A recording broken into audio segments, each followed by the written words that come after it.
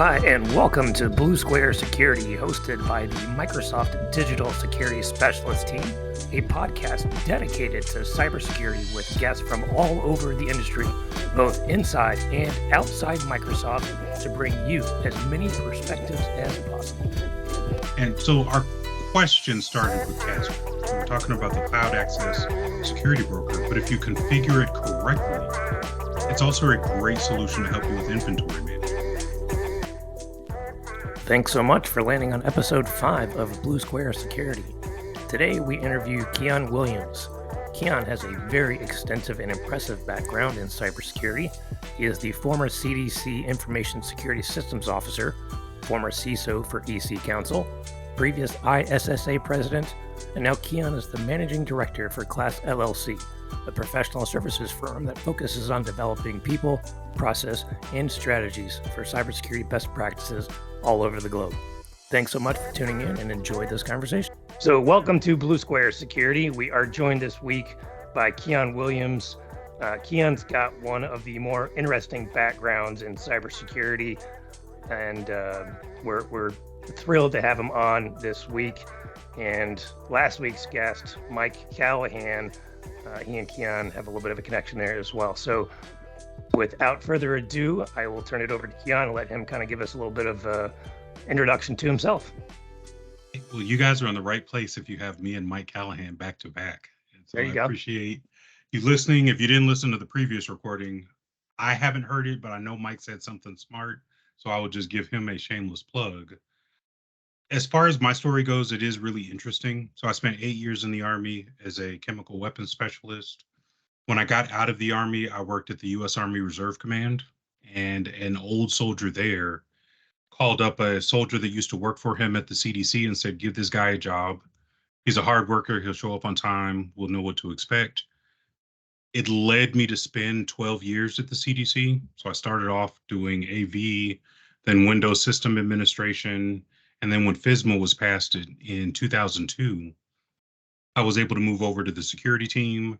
I worked for the CISO, I worked for the CIO, and then I found myself in charge of a couple of departments at the CDC. And the last thing that I did before I left was help build the security program for the Center for Global Health. I left because of politics. People thought I was crazy. They said, you're leaving a good government job with a guaranteed retirement. And it wasn't really that the CDC was horrible, that I'm not really a politician, and it was hard to have a good time. It's hard to be innovative. You were stuck doing what the Federal Information Security Management Act tells you. So I willingly left, and it allowed me to do some consulting for another company. It allowed me to be with EC Council for a year. And while I was there, I wrote the textbook for the Certified CISO program. And all of that worked together to allow me to do what I've been doing for the last 7 years, which is travel around the world, helping to build security programs, teaching CISOs how to do their jobs according to the textbook that I was able to write. And I throw great parties here and there. And it's a cool way to make a living. It's a great way to do security because most of the people I talk to are non-technical security people who really want to understand what's important and what do they need to do to protect their organizations. Very cool. And just out of curiosity, I know this was a number of years ago, but I even said this last week, I'm looking forward to a time where we can talk about general life and not have COVID be part of the conversation. But when you hear CDC, COVID comes to mind. Do you keep in touch with anybody from the CDC through the pandemic? And did they have any insight as to kind of how they handled their security during that time? Well, on the security side, the CDC has one of the distinctions of being the best out of all of the operating divisions of Health and Human Services. When I was there, we had 75,000 people in 36 country offices. And so when you talk about public health, they did a great job protecting information. One of my coolest stories from the CDC was that when Ebola broke out, our driver for protecting personal information was more about saving lives than it was credit card information, because in some places in the world, if you find out that people in the neighboring village are sick, is just an excuse for people to go slaughter their enemies. And so it was extremely important in the practice of security that we did at the time that I was at the CDC that we did a great job protecting information because there was a direct connection to stopping other people from dying. Had nothing to do with credit cards or inconvenience or credit monitoring or anything else. And it causes a very pragmatic approach to what are you doing and how are you going to do it and how do you produce the best outcome possible with limited resources. In some emerging economies, they might have plenty of money for the budget, but then the network is slow as molasses. Or there is no network and there is no money and there's a lot of corruption. There are just all kinds of interesting things that happen. And as a security leader, it put me in an interesting position where I could try to figure out, regardless of the budget, how do you get buy-in from people that make a difference or have influence? So I have an appreciation for the CDC because I'm not sure I would have had that experience if I started off in financial services or if I started off in a Fortune 500 company where resources are abundant. I had to learn how to make the most out of whatever was available because resources were extremely scarce. It's interesting that you can tie that virtual threat to a physical possibility of threat.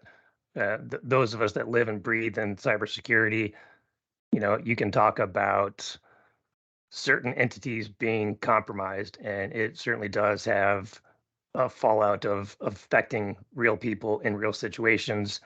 But typically, it's the gathering of information, and whether or not you've got a server locked up or if you got a ransomware, whatever the case may be, where it's unfortunate and it'll set the business back and it have financial impact, but it doesn't directly correlate to physical harm. And it's interesting to hear, as sad as it is, it's interesting to hear those types of stories that have that direct correlation. So certainly an interesting tie there. The topic that we were kind of hoping to dive into a little bit deeper today was CASBs.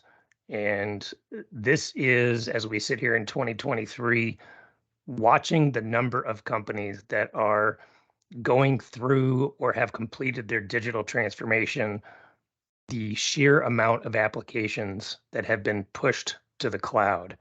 And because you've been around for a number of years, as I have, where the cloud is no longer just a buzzword, it's a viable product, it's a viable offering, and it has many advantages. Some could probably argue that it has some disadvantages.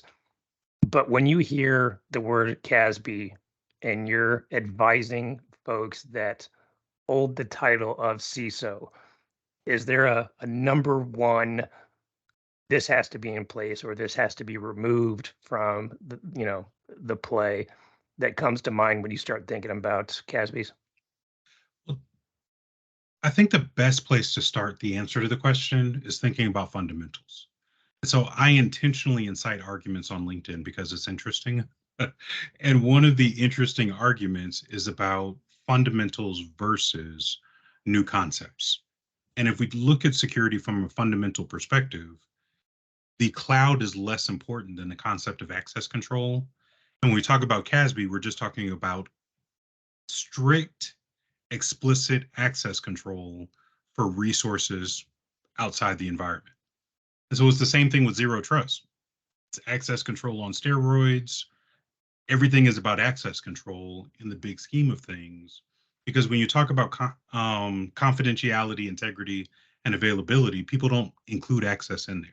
And so I would argue with the CISO that access is extremely important for the confidentiality part and for the integrity part, because you want to make sure that only authorized people have access to sensitive information. So now we have encryption, but then you have authorized people need to be able to unencrypt the data so they can read it.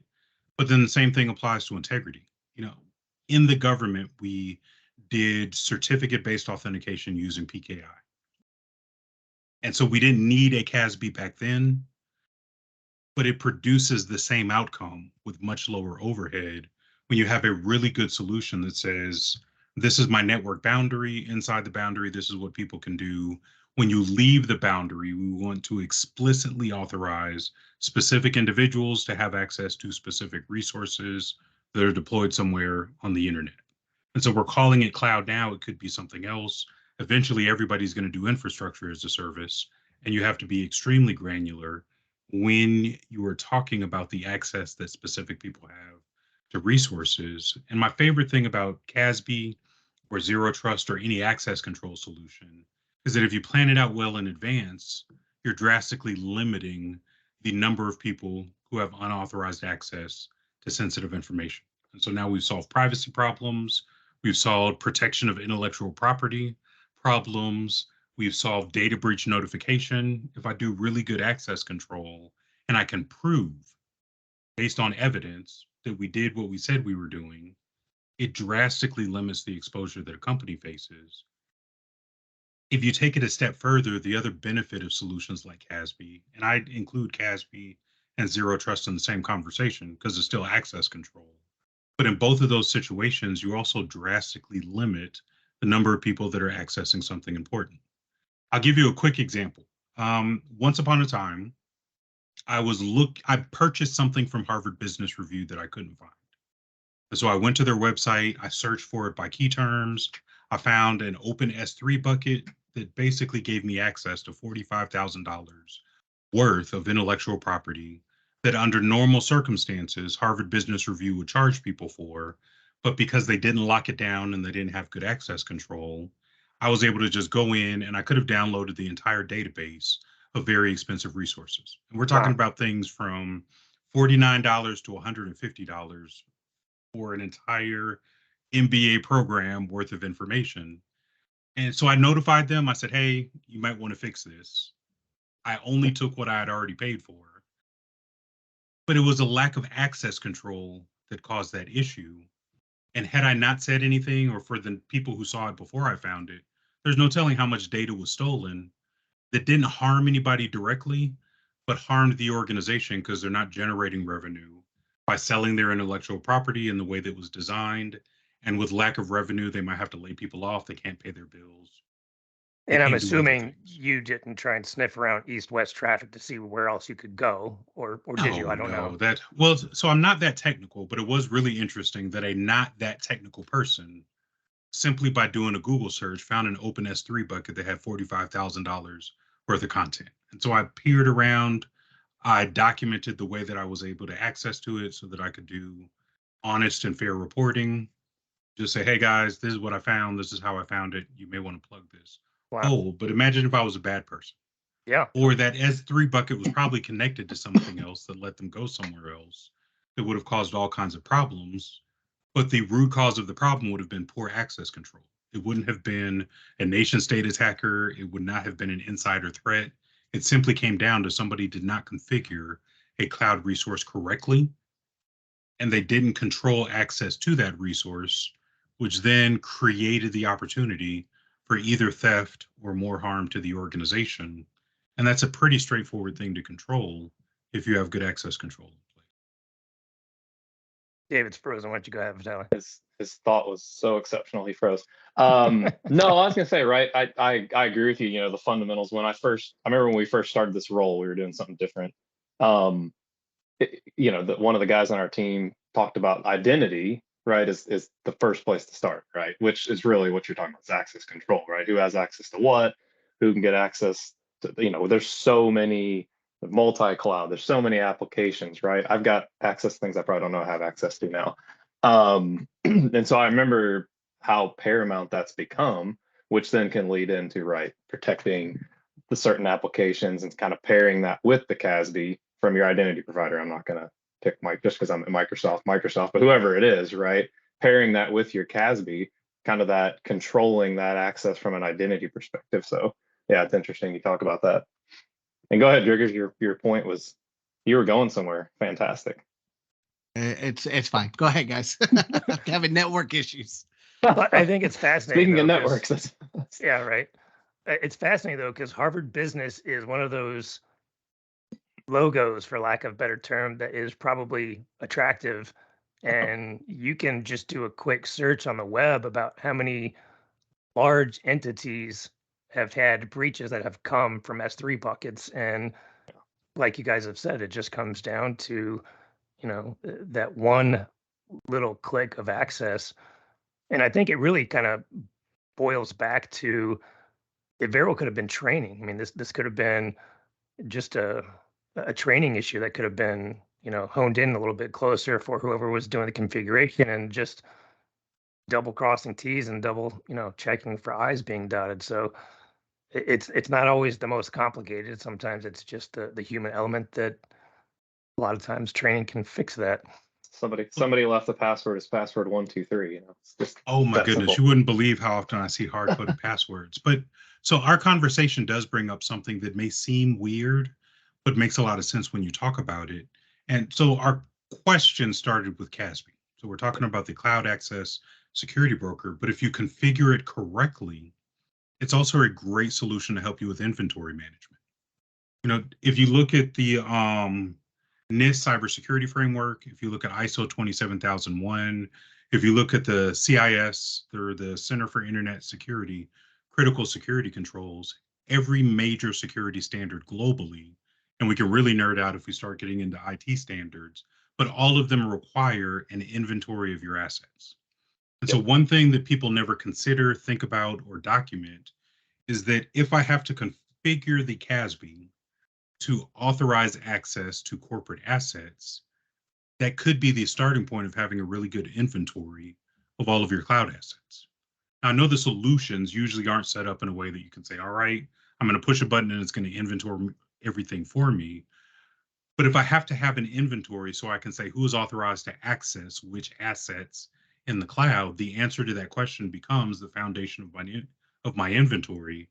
And I know from some products, you can just put it in a listen only mode, kind of like you used to do with DLP, and it monitors the traffic and the connections, which you can then reverse engineer and say, all right, all these are the legitimate connections. We're going to allow them. I have an inventory of all the targets that are in the cloud that my people are accessing. All right, now I have all of the illegitimate things that we want to block. There's a lot of power in controlling access and having an inventory, and then doing your allow and deny listing, kind of like a firewall, but preventing people from accessing things on the cloud from the corporate network that could cause harm, and explicitly authorizing the right people to access what they need to access so they can do good for the company. There's a lot of use in one solution set across multiple security domains that people never even really think about or consider. That's kind of a good segue into talking about shadow IT and the granular control that comes with that. When you start talking about trying to get a complete inventory of your assets, that's one of those things that most of the customer conversations that I have, it's kind of a sticking point where, they had one done and it was a very specific point in time, but because of the business cycle or because of the number of employees, or life happened, and because of that event, that report they have is pretty much useless as soon as they have run that report. Have you discovered through your consultative approach that most companies have an accurate inventory list of their assets, or is that kind of a work in progress for everybody? It's very rare that people have an accurate inventory, and I would attribute that to lack of resources or laziness. I've seen well-resourced companies that could do it, they just don't. Or I've seen companies that have all of the intention in the world, but don't have the time, energy, or the manpower necessary to keep up with it. My opinion is biased because of organizations that I've worked for as an employee, but I like a homogeneous organization. Everything is the same from the same vendor for all of our infrastructure. There's very little variance. There's one way to purchase things. You don't get a lot of options. And while that may seem restrictive, and I've had really interesting arguments with people about, well, I am a artist, so I need a Macintosh, instead of just spending more money on a Windows computer that has more processing with all of the software. But the more variety you have, the more vulnerabilities that the company is exposed to. Hey, Keyaan, we like that approach, the three of us here too. Yeah, and it doesn't necessarily have to be Microsoft. I know who I'm talking to, but even if it was a Linux environment, one of my friends did something really interesting. He was the CISO at a bank. They did virtual machines for everything, and everybody's dumb terminal was basically a Chromebook. So all of the Chromebooks were exactly identical. It didn't matter what they were. They had one button to push to patch 100% of the Chromebooks in the environment. And then they used a management console to keep everything in the virtual environment up to date and configured properly. Those types of approaches where you're reducing variety reduces your exposure because now you have a smaller set of things that need to be patched or updated, or the threat actors for one thing don't apply to another. And if you can reduce your overhead, it helps solve a lot. It helps to solve a lot of problems. I mean, that The other comes back to controlling your controllables. I mean, that seems like a very logical step to take to ensure that your risks are confined to a very small, manageable size and level. And if you're going to start making exceptions for the one guy in marketing that, he happens to need it, maybe that highlights the fact that maybe he's or she isn't the right person. Maybe you need to find somebody that can fit the mold, and that comes back into the personnel question, I guess. well, the other half of that coin is policy. So about 40% of my time is spent with corporate directors, either in public companies or private companies. And a conversation point that comes up very regularly is that if the Securities and Exchange Commission executes what they said and they hold corporate directors personally liable for oversight of cybersecurity risk, does it make a lot of sense for the board to allow shadow IT? Because what the board is actually doing is saying that we, the board, are going to permit middle and low level management to do things outside the boundary of acceptable risk taking for which we as the board are responsible. And so if you can convince your board to formally document a risk appetite statement, in that risk appetite statement, it then drives policy. Corporate policy says these are the only things that are authorized, and this is the only way to do something. And if you're going to have an exception, the level of risk drives how high in the organizational hierarchy you have to go for that risk to be acceptable. And then you have an expiration date on all risk acceptance so that you have to renew it on a regular basis based on the exposure. Now you have an ecosystem. Yes. Well, so if it's a high risk, do you really need to allow it to persist for a year? Right. If I were king for a day, the board of directors has to approve anything that is defined as high. And in that context, high means it is right at the edge of the acceptable boundary of risk taking. And if that risk turns into the exploitation of a vulnerability, we're out of business. Do you really want to allow a low level manager with a credit card purchase to acquire shadow IT that puts the whole company out of business with no oversight from the board? Or does it make more sense for the board to say, hey, at every board meeting, and most boards meet each quarter, as part of the board package or as part of one of the committee meetings, we're going to review all risk acceptance requests for risks that exceed the acceptable boundary of risk taking. And then if it's moderate, you can do it at the CEO or the CIO or some C-suite level. If it's a low risk, it has to be done at the department level. But the amount of risk drives the activity and the framework and who's allowed to authorize it.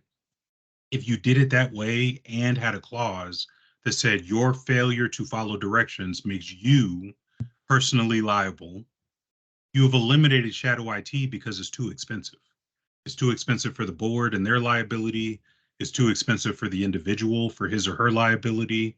If I tell a middle level manager that if you use your credit card to purchase space in Azure or AWS or Google Cloud that is not authorized, supported, or managed by IT or security, you're personally liable for whatever the result is if it's negative.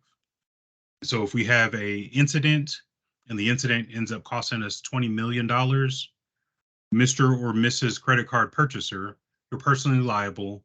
The company came up with a policy and directions and a framework and a method for you to request an exception, but your failure to follow directions causes you to be the one that has to pay back the $20 million. Now, we know from human behavior, nobody's going to sign up for that. I know in advance it's not going to be perfect because enforcement has a cost associated with it. But the realization that I may be on the hook because I was unwilling to follow directions is going to cause at least most people who are reasonable to decide that they don't want to risk their personal finances because they couldn't follow the company's rules. Now they can just say, is this the right company for me to work for? Well, causing somebody to pause could be the difference between securing an S3 bucket or skipping that process because you're in a hurry. I mean, causing that pause could have monumental impact for the better. And if it's not in place, it could have the adverse effect, as you just kind of explained. I was gonna David, you say, have it. are you seeing anybody in the Fortune 500 actually employing any type of policies or anything like that? Yes, I've seen it all the way up to Fortune 100 companies. Yeah. It all comes down to conversations, though. I think there are two misconceptions about corporate directors that exist in the marketplace today.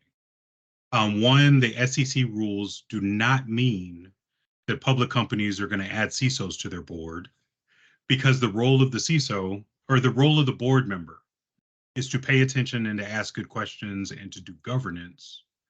It's not a tactical role. So having a CISO that wants to jump in and configure things is incompatible with the true role of governance that board members have.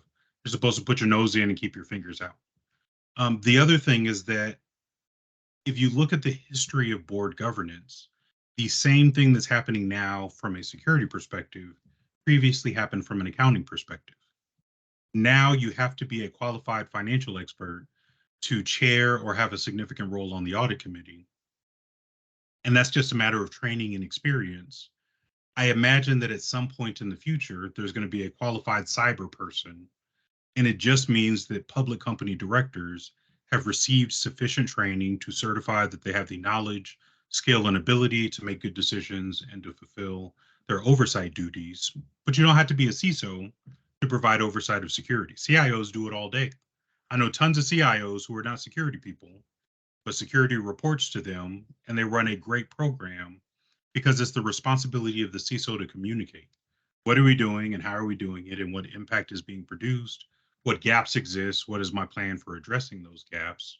But it doesn't really mean that you have to have a CISO on the board or that you have to have been a CISO to provide oversight. What it means and requires is that there's good communication and coordination within the company and that you have good tools and controls in place to enforce what is documented in policy. That brings up a good point, because when you started and you said, we started this conversation about the CASB topic and we went through and we talked a little bit about that. You hit on, I think, all four. Microsoft defines the cornerstones of a CASB as being added visibility, data security, threat protection, and compliance. And as you talk about the CIO, doing the role of a CISO, the one thing that kind of jumps out at me is that part of compliance. And it's not so much getting your hands on the keyboard and configuring, it's more of the strategy session. But the compliance part of that is directly tied to the board because they're looking at a bigger picture. And it almost feels to me that when you get into the CIO or the CTO mindset, that compliance can be often overlooked when it comes to the overall impact that it has on the security for the overall business. When you hear those four pillars and you kind of hone in on just the compliance piece of that, how do you tie that back, one, to CASB, but when you put on the CISO hat, what does that type of compliance conversation at the very beginning look like? Well, if you look at any compliance framework from a non-technical business perspective, what corporate directors should be asking is really a series of questions. Question number one, do we know all of our obligations and have they been documented? Question number two, given everything that we're responsible for, to what extent are we satisfying the requirements? Are we 100%? Are we 90%? Is it horrible and we're only satisfying 50% of our requirements? But the answer to those questions then start to drive next steps. If we have an inventory of 100% of our requirements and we are meeting 100% of the requirements, then the answer is we keep investing in whatever we're doing. It works, leave it alone. But if we don't have an inventory, well, then we need to go and figure out what are our requirements and how do we demonstrate whether or not we're meeting them. If we do have an inventory, so we know 100% of our requirements, how do we demonstrate that all of those requirements are being met? And now we're back to, we have assets, we have inventories, we have access control, we know who's doing what, we've checked all the boxes. There are some great GRC solutions in the marketplace that do everything except compliance management when you start to break it down, because there's got to be a way to do overlapping compliance. If you take privacy as an example, the National Conference of State Legislatures has a website that you can go to that lists all of the breach notification laws across the United States and all of its territories. A breach notification is one set of compliance obligations. If you're doing protection of personal information, you then have to also look at privacy laws. So everybody's really excited about CPRA in California. Very few people are aware of or pay attention to the fact that the state of Tennessee, with the law that was on the governor's desk last time I looked and is probably going to be signed soon, Tennessee has the only privacy law, not breach notification, but privacy, that requires a NIST program as the foundation of the privacy program. So Tennessee says you have to use the NIST privacy framework to build your privacy program to protect personal information. That's just their bedrock of what they're trying to build. Yeah, but then you go to Illinois. Illinois has the strongest biometric privacy law in the nation. So the Biometric Information Privacy Act is separate from the Personal Information Privacy Act. And so if I do business in California and Tennessee and Illinois, I have 4 different things that are unique to those locations. How many people have an inventory of that? And then given that, how many people, because it was intentional, I picked personal information so we could stay specific, but how many people have an inventory of all their cloud assets that store, process, transmit, or share personal information? And do we know where that personal information is going? And the definition of a breach from a privacy perspective is unauthorized access or disclosure of personal information. So if I don't do access control and an unauthorized person gains access to a repository that has personal information, my failure to do governance and inventory management and know my requirements is going to lead me to have a much heftier fine than if we knew which cloud assets had personal information, we granularly controlled who had access to that information, then we had monitoring to identify access violations, and then we had an inventory of all of our obligations so that if something did meet the definition of breach, we satisfied the requirements in every jurisdiction that was subject to those requirements. And it sounds like a lot, but there's lots of software that you can use to do this. I built this in SharePoint once. I almost turned it into a product, but I'm not a programmer. But if you can do it in SharePoint or if you can do it in Excel, you really just have a register. These are the requirements. This is where I'm meeting the requirements. This is the next step. When we encounter something that triggers the requirement, it really is that simple. But if our conversation focuses on CASB, the access control is affected by this. The inventory is affected by this. Knowing which cloud assets have personal information directly ties into regulatory requirements and compliance. And now I can integrate the solution that is produced by my cloud access security broker with my GRC or my compliance management platform or function, so that when there is a violation, I know exactly where it happened, who is subject to the outcome, who I need to notify, and exactly what I need to do going forward. I have a little bit more of a, soft spot now for the compliance directors, knowing that there's, by territory, so many different regulatory bodies and entities that are ever evolving. I mean, it's staggering. Well, privacy is challenging because you really only have 2 approaches. You can do a centralized, where you meet the minimum standard across the board for everything, and then you deal with all the variances because nothing lines up perfectly. Or you have regional privacy management that's based on geolocation, but then you're basically running a privacy program for every location from which you're collecting personal information. Neither one of those is the best answer. Both of them are difficult, but depending on the size of the organization and how the organization is distributed geographically around the world, one answer is going to be easier than the other, but neither answer is a perfect solution unless you're a company dealing with customers in one geographic location. Well, I mean, I don't think anybody wants to come out and publicly say, yeah, we're going to try and meet the bare minimum requirements, and then, you know, just leave that. That should be a starting point, right? Well, it's bare minimum and so you can't just do the bare minimum, but Right. if, say, for instance, that you have a customer that serves people in all 50 of the United States. We'll exclude the territories because it starts to get weird when you include territories, but there is no consistency across all of the 50 breach notification laws. Some people, it's the Secretary of State that has to be notified.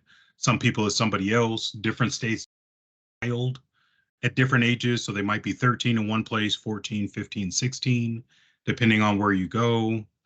The time frame for notification varies.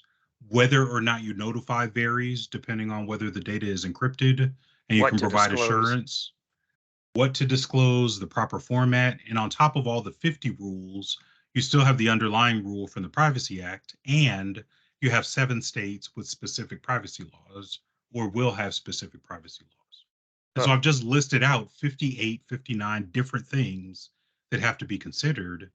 You could do a bare minimum approach where you say, and really, NIST has what they call a high water mark. And so you're going to say, this is the high water mark where we have satisfied all of the requirements everywhere by doing this. And then whatever the delta is between the high water mark and what is left for specific locations, then we have to account for that as well. But in my example, we'll just say 60, so we round up and it's an even number, but it's all the breach notification laws plus the privacy laws plus the Privacy Act. And that's just staying in the United States. There are 180 different privacy laws in major locations as you go around the world, plus the 58 or 60 in the United States, plus the consideration about adequacy when you're sending data from one location to another location. And so it creates a really complex ecosystem. And again, now we're back to, it's very valuable to make sure the right people in the right location have access to the right data and systems. And it's very valuable to have some kind of tool like a GRC system or SharePoint on steroids that right. says what all my requirements are and who's responsible for which requirements and what our notification procedure is and what is our legal obligation. And whenever there's privacy, there's something legal. And so now there's a lot going on. And in 2023, I mean, I can't think of many businesses that don't have some sort of global footprint of doing business. I mean, we've got the internet that allows us to connect to anywhere at any time, and most businesses take advantage of that. So you're going to take that 58 and then multiply it by what you just kind of explained, and that number becomes much larger, to put it nicely. Yes, yes.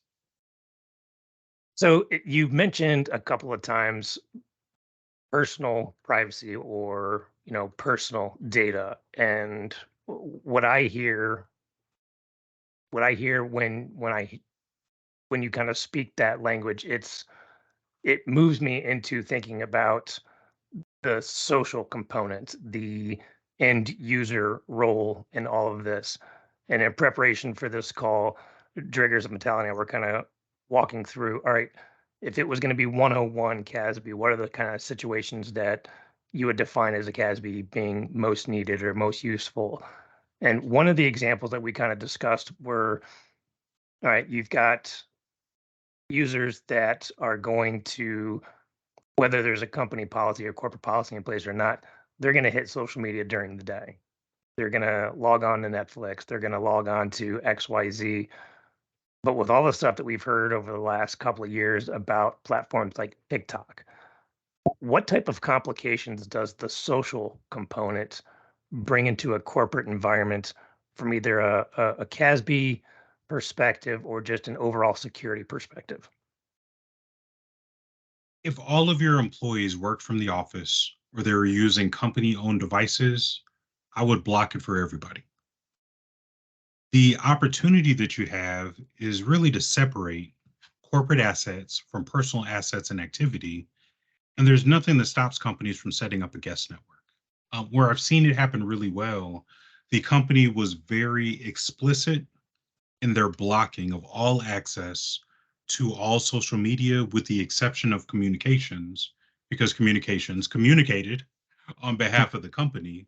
But that was a special organizational unit that had special access that was explicitly authorized. Everybody else was blocked.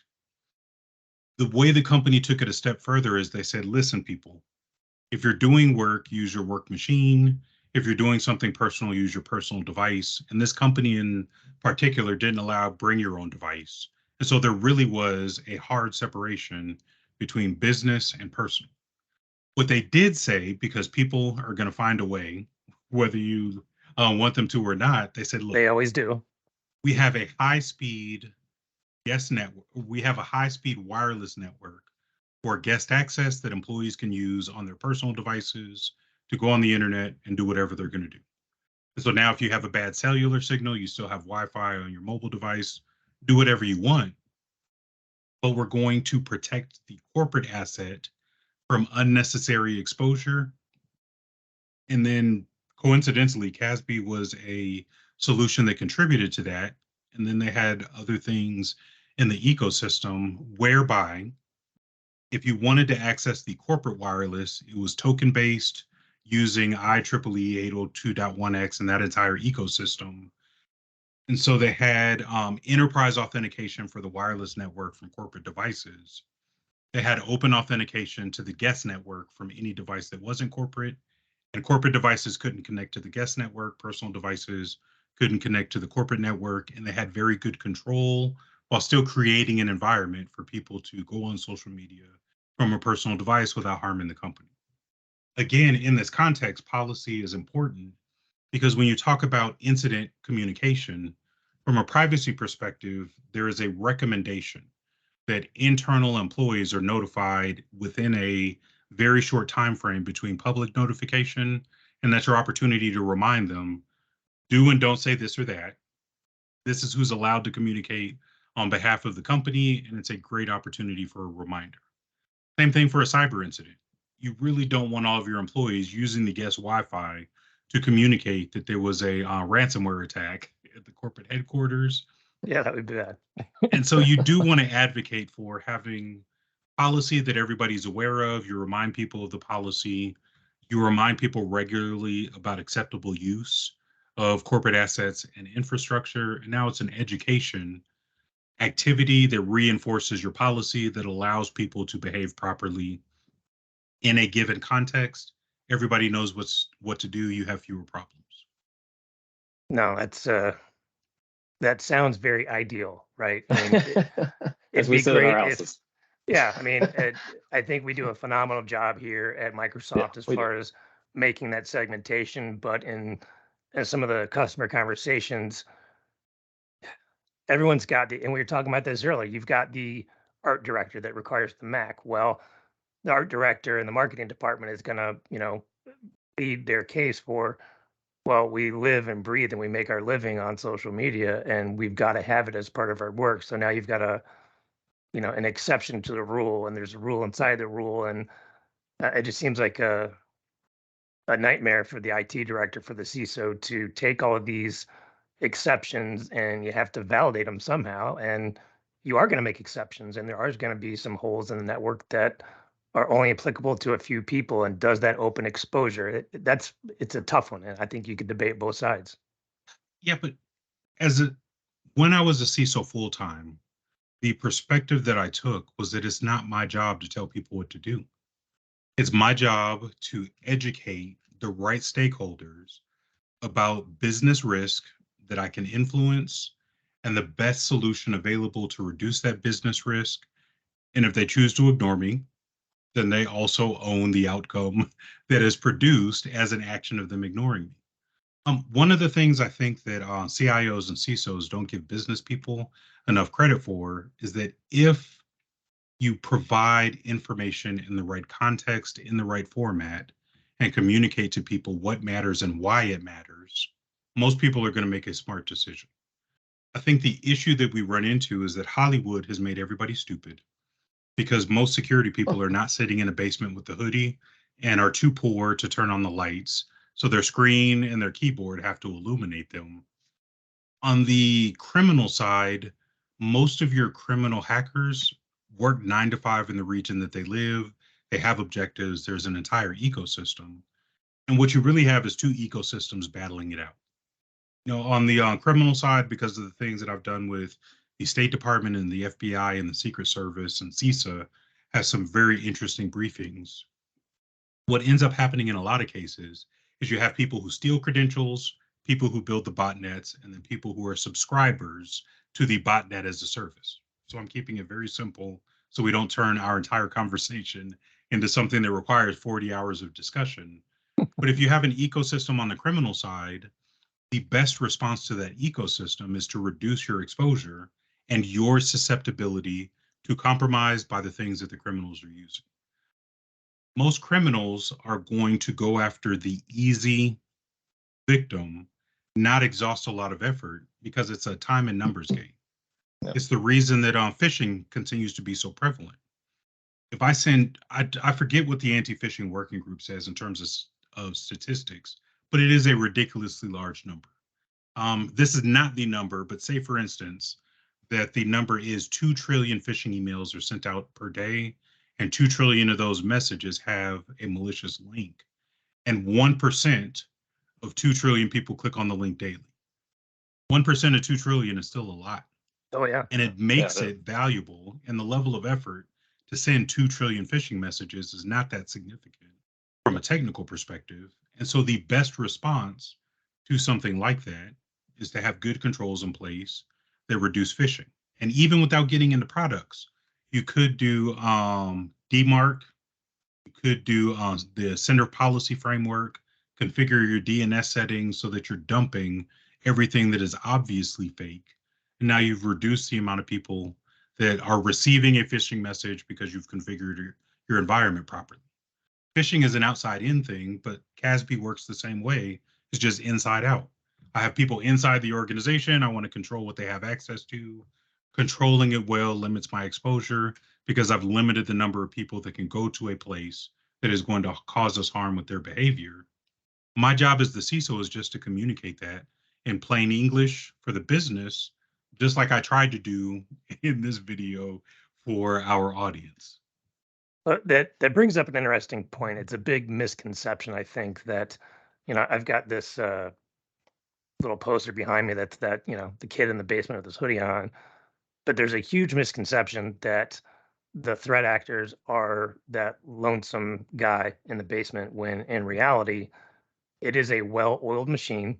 It has a hierarchy structure with somebody that sits on the top, and they've got management level, and then underneath the management level, you've got the busy bee workers.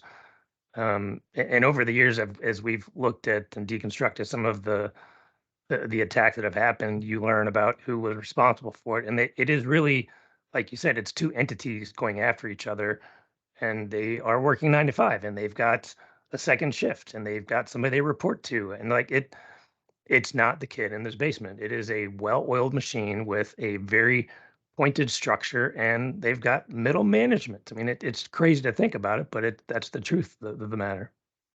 Greg, you've just described my security operations center. I have senior management and middle management and the people doing all the work, running around, and somebody picks up where the person left off as the shift changes. It's the same thing. They're just different drivers and different objectives. Yeah. One thing that I wanted to bring up, and I'm probably going to pass this over to Vitaly, but you mentioned it a couple of times where you've got a shortage of talent. And we talked a little bit about this with Mike Callahan, and we even talked about it with the guest prior to that. The statistics right now in 2023 are somewhere in the ballpark of 35 to 40% global shortage of professional security folks. Are you seeing that with the consultation that you're doing with your folks? Is this a bigger problem in the US? Is it a bigger problem outside the US? What are your thoughts on that global shortage? I think the problem is worse outside the US, but the problem affects everybody. I think there are a couple of issues related to it. If you use me as an example, my bachelor's degree is in business information systems because I didn't have cybersecurity degrees when I got my first degree. I went to get a master's in computer science focused on cybersecurity, and I lasted one semester and said, this is stupid, and went and got an MBA. One of the challenges is that what you see in Hollywood, what you see even in job postings, is a fraction of the need that actually exists. I run a management consulting company. My favorite people are technical writers. I have an artist that used to work on the team that helped us design things in a way that was attractive. I have marketing people. I have a lot of people with MBAs. I've even grabbed people who were tired of teaching and plugged them into our educational services, not because they know anything about cybersecurity, we could teach them that, but they understand instructional design and how to make sure that people are actually learning things. And I started with higher education because I think higher education is making the problem worse. Most degree programs only focus on a fraction of the need that exists in the marketplace. And then you supplement degree programs with cybersecurity certifications. Almost all the certifications focus on the same subset of skills, and very few of them cover all 52 work roles that are highlighted by the NICE framework that NIST put together. And so if NICE took the time to formally document the knowledge, skills, and abilities for 52 distinct work roles organized into specific classifications of work, but the marketplace on the certification side and on the education side only cares about 3 of those work roles, now you got 49 things that people don't know how to do, and they figure it out on accident as they're going through life and happen to find something interesting. And that ties back to what we talked about at the beginning. If you don't know, or if you're not trained properly, going back to that S3 bucket, if you weren't trained properly, and if you're not going to secure it, that very well may not have been an individual's fault. That may have been whoever trained that individual and didn't tell them that this is part of the SOW. Training is such an overlooked component of this industry. It's frightening at times. Well, training is important, but because I own a training company, I can tell you that most individuals don't care about being smarter. They care about making more money. I would agree with that. And so that's a cultural thing in the United States specifically that's interesting. I have tried to sell training to people forever, compelling them to learn as much as possible so they can be the best that they can be. And what people really respond to is, hey, if you get this certification, you can make $10,000 more per year. But the certifications that exist are all concentrated in 3 areas. And so now there really is not a thirst for knowledge for the sake of being smarter. There is a thirst for certification or degree so that more money can be demanded. And then there is a huge gap of knowledge in the marketplace because everybody's focusing on red team, blue team, and purple team. And then a couple people will go and get CISM from ISSA, or they'll get certified CISO from EC Council. But those are the only 2 leadership certifications that exist in the marketplace. And ISSA has a way of looking at things and doing things. And EC Council has their way of looking at things and doing things. But you could have both certifications and have incomplete knowledge about building and supporting a security program that's going to meaningfully reduce risk within your organization. And everybody else in the marketplace has a technical certification that teaches them how to flip switches. Yeah. There is no security certification that talks about real governance. And I'm not picking on ISSA. Their C-Risk is a great risk certification. There are some GRC things out there. But because of the amount of time that I've spent on boards and with corporate directors, what security people say when they're saying the word governance means something completely different than what the business hears when they hear the same word in the context of a conversation. And the only solution to this problem is better education or more experience, but who does an on-the-job training program? If anybody, you guys, because we're having fun in this conversation, or just somebody that wants to enter the profession, if you look up entry-level cybersecurity analyst, an entry-level analyst is expected to have a CISSP and 15 years of experience doing cloud migration, but cloud migration hasn't been around for 15 years. And what it really comes down to is a lot of companies want to pay an entry-level salary to somebody who is highly qualified, that doesn't need any training, and nobody learns how to do anything. And so now the employer, higher education, and the certification industry are all doing crazy things. I'm not sure that the workforce problem is ever going to be solved unless there is a drastic reimagination of what it really means to develop good talent. Now, corporately, we do it, but I don't do it for the public. I do it for my employees. But we've devised an approach that's similar to being a master plumber. It takes us 3.5 years to build an excellent security analyst that knows what they're talking about.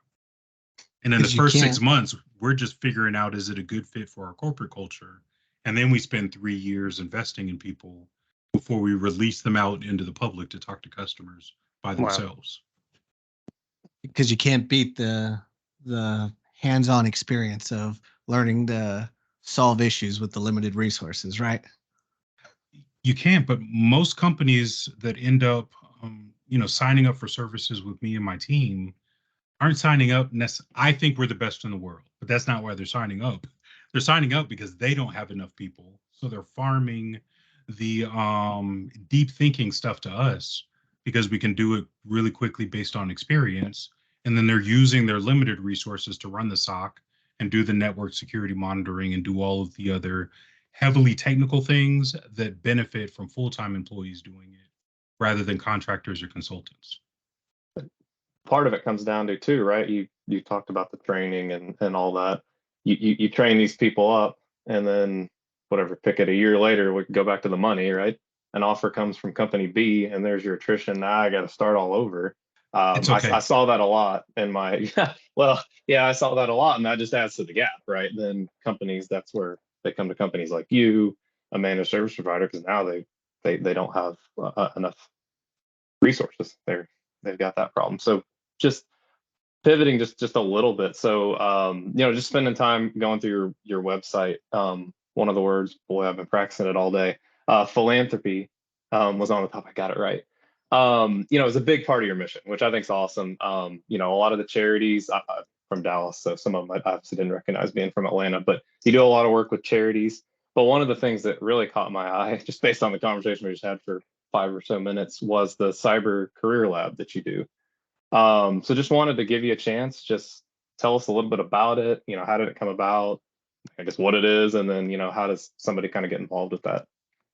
Yeah, so certifications usually require that the participant pay up front to produce an outcome that they can't control. The inspiration for the Cyber Career Lab was that I would give content away, and then if people thought it was valuable, they could make a donation. So it kind of takes money out of the equation. Hat tip to Malcolm Harkins. He helped me run a bunch of sessions. We got a bunch of free stuff on YouTube that we didn't charge anybody for, but we just kept giving and giving and giving. We kind of paused it to re-engineer it because DevSecOps is misunderstood. So I'm working on generating some content related to that. There's a lot of training that can be provided to developers who are operating really quickly.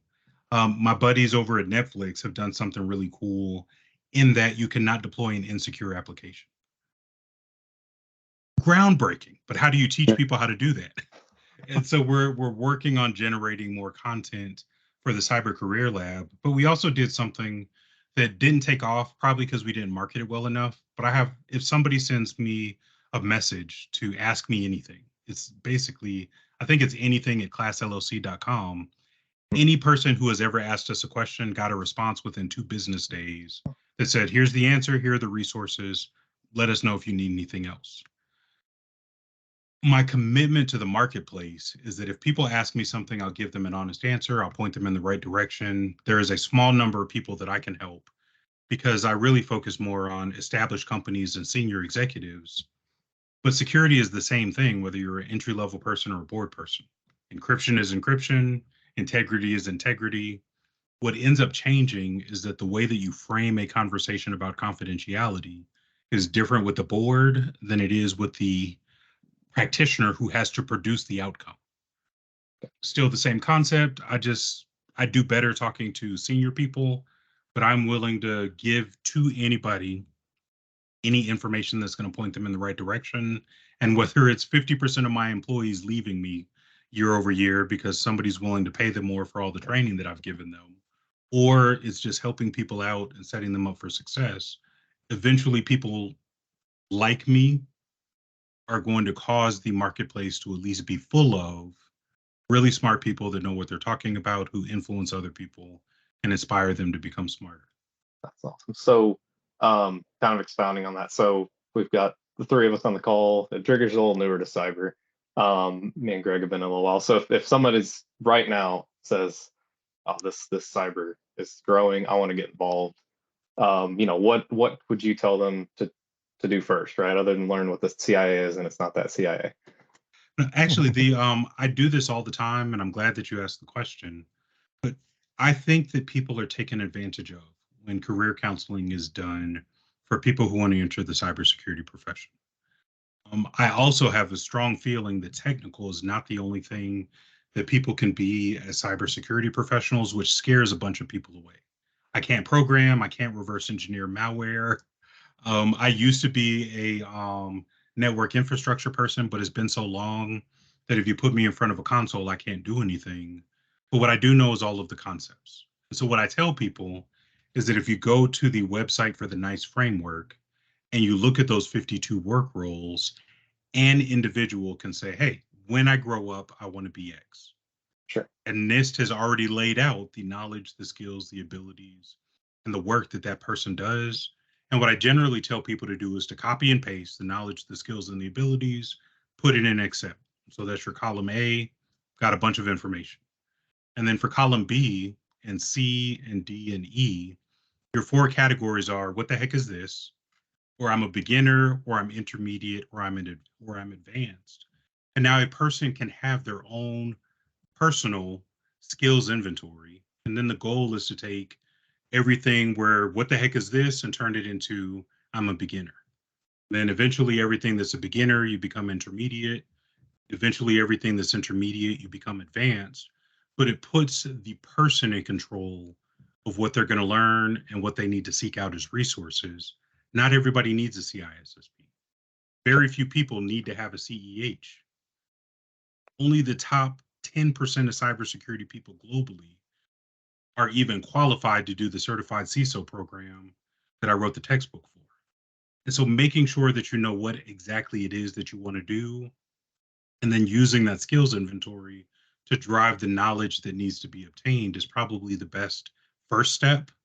I also, my opinion is biased, I'll admit it in front, because I'm a training partner with CompTIA. But the thing I like about CompTIA is that all of their certifications are vendor neutral. So they really aren't selling a product, they're selling a practice. So if you want to be a network security person, it would be in your best interest to do Network Plus so that you understand how networks work. It's very, very difficult to be a network security engineer if you can't do subnetting and you don't know how many addressable IP addresses exist within a range based on the slash and the subnet and how all that was set up. So if you're going to do network security, you have to have a strong networking background. It adds a lot of value to do Security Plus because there is a ton of vocabulary in that certification that influences how you talk about what you seek to be as a professional. And then from there, you can go off and specialize in different areas. They have cloud specializations, they have infrastructure, they have data center, they have encryption. There's all kinds of things that you could do. But if you don't take the time to get the fundamental things, I think you've made a mistake and it's going to be difficult to be successful. That's a great answer. Awesome. Yeah, I mean, your common theme here is coming back to fundamentals, whether it's new hires or implementing new strategies. I love the baseline of the entire conversation. Before I turn it over to David for the final question, which is one that requires you to put your thinking cap on just for a second and get a little creative. If somebody is listening to this and they want to get in touch with you or they want to learn more about your organization, what is the best way for someone to get in touch with you? If they go to the website, www.class-LLC.com, they have a contact us form. I get those messages. My team gets them. They can type anything reasonable in there and we'll follow up. They could email me, just Keyaan, Keyaan.Williams@class-LLC.com. I get 1,000 emails a day, but I will eventually get around to reading it. But if there's malicious content in there, it's automatically going to be blocked and I'll never see it. So don't send me junk. But if somebody sends me a real message, I'll see it eventually. But the contact us form on the website is the best way because I have an entire team that reads those messages. And if somebody just calls me out by name and says, hey, Keyaan was hanging out with Greg and Diggers and Vitaly, had a great conversation with Microsoft. I want to follow up about X.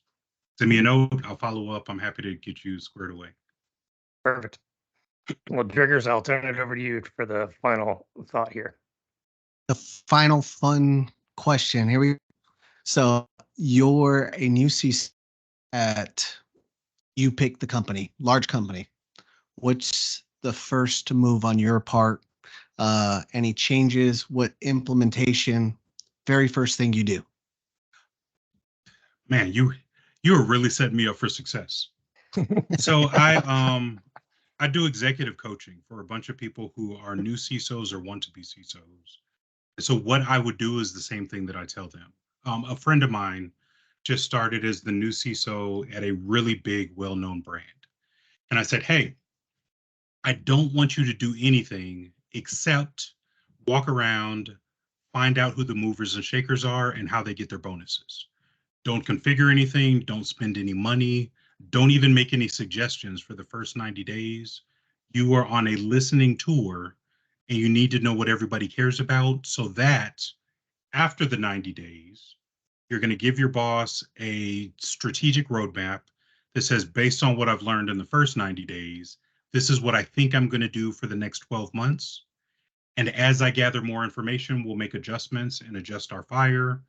But given my background in the military, whenever you do a permanent change in station and you show up as an old soldier in a new location, you are never accepted if you come in with your ideas before you understand the situation that you're dealing with.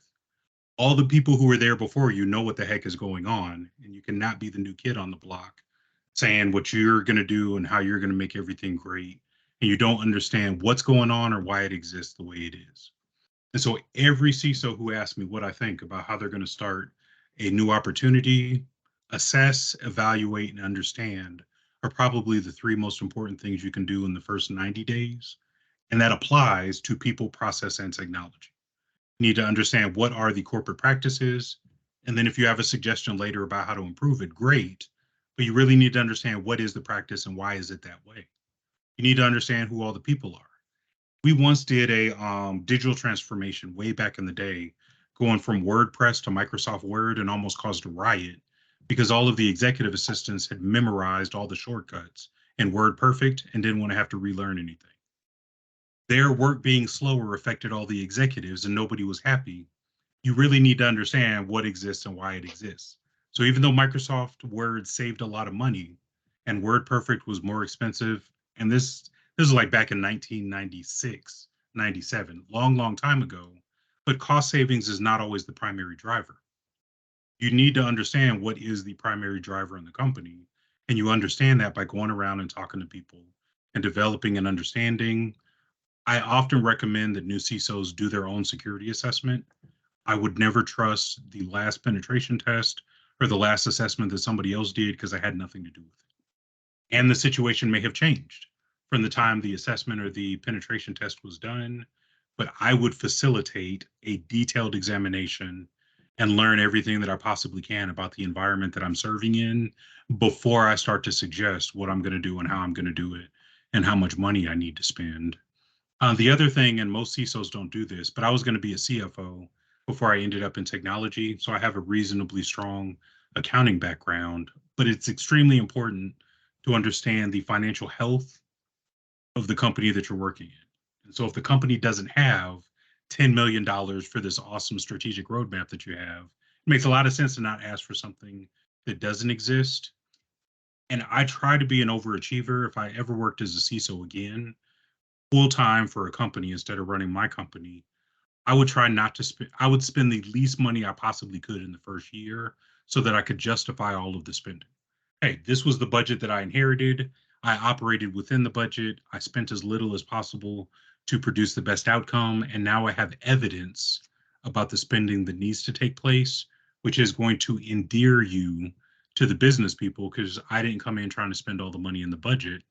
I tried to understand the situation before I spent, and I only spent if it was absolutely necessary. That's awesome. Great answer. Well, Keyaan, I can't thank you enough. Your background is one that is unique to say the least. It's very interesting. I truly enjoyed this conversation. I hope the people that are listening can find the value that we found in it today. And we've got your contact information, and we'll make sure that the people that need to get in touch with you do, in fact, get in touch with you. So with that, I'm going to stop recording and say thank you officially. Yeah, My thank you pleasure. very Thanks much. for having me. Yeah.